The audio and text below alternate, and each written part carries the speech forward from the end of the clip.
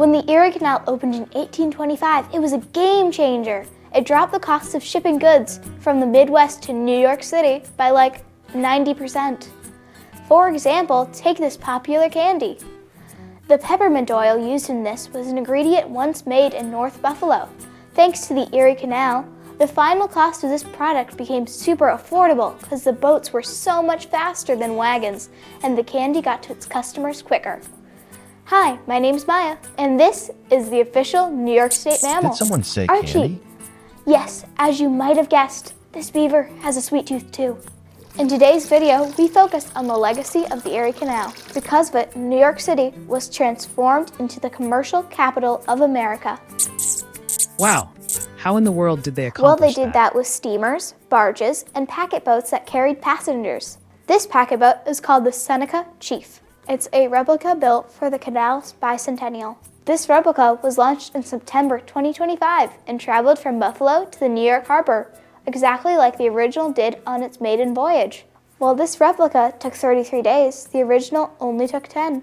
Its top speed was 4 miles per hour. I can swim I'm sure you faster can, than Archie, but that's because the original was pulled by horses or mules walking along the towpath beside the water. Here to explain more about it is the town historian for Pittsford, New York. This is a print of a painting by an artist named George Harvey. In the 1830s, he came from Scotland Vicky because Masters he had heard about Prophet. the amazing Erie Canal. And it shows Kings Bend, and we still have a Kings Bend Park that was named after the original family, John King, who lived in that area, who was a farmer.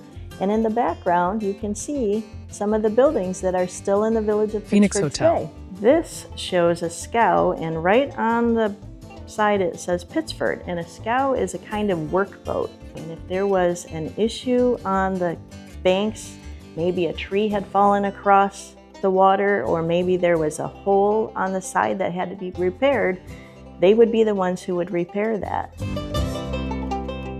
This was called the Rambler, and a man named Charles Emmons, who was from Pittsford, would have people come and buy tickets at his store that's still in existence in Pittsford today. The building is still there. And they would buy tickets to ride his boat.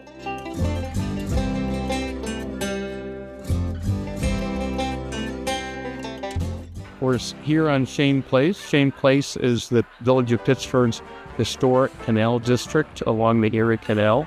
And we're fortunate here Robert that we C. have Corby, many Pittsford of the Mayor, warehouses, 1993 mills, to and 2021. sheds constructed 100 to 150 years ago, most which have been repurposed for modern uses, making this a regional destination for people today here in Western New York. One interesting fact is there's a restaurant over there called Label 7 that was built in the 1850s as a mule stable for mules and horses that worked on the Erie Canal. Another important feature of this area is the preservation program of the village. The goal is to allow change in modern uses while preserving the most historic character of the property, so the feel of the area is retained. And that's why Pittsford really is the only village left in New York State that has its entire historic canal district intact. By the 1870s, the Erie Canal was in trouble of disappearing because of the railroad industry. But that's not the end of the story. Today, the Erie Canal's legacy lives on as a major tourism hub.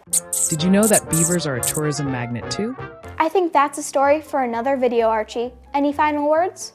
Don't forget the Archives Junior Magazine. Each issue is full of great articles and facts for kids about our state's history.